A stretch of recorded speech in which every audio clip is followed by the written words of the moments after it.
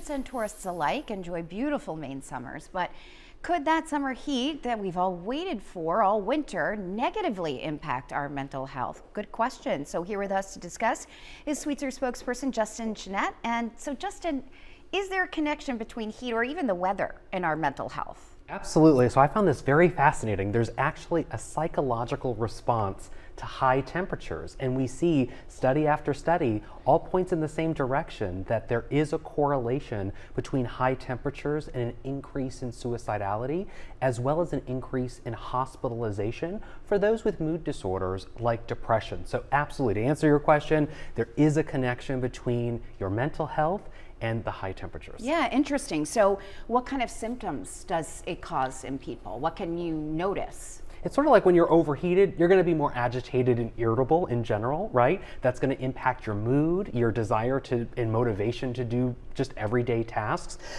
It's also going to increase your stress and anxiety. It tends to exacerbate those things. And it also impacts your sleep. You know, if you don't have air conditioning at night and it is hot, you're going to have trouble sleeping, right? And we know how important sleep is to your overall wellness and well-being. So sleep is so important. So what we see is high temperatures, particularly prolonged exposure to high temperatures and heat, absolutely exacerbate existing mental health conditions in addition to creating new ones. So it's something to be mindful of. Yeah, it sounds like physical health often impacts mental health. Yes. So what can people do to stay cool, both in temperature and in their mental health journey? Because we want everyone to enjoy Maine summer, Of right? We course, don't want to say yes. don't go outside, because Yes. there's lots of benefits to the sun. There's lots of benefits that we see in being out in nature. So a couple things that you might be familiar with already. Stay hydrated. Drink plenty of water, whether indoor or outdoor. So important. Drink plenty of fluids.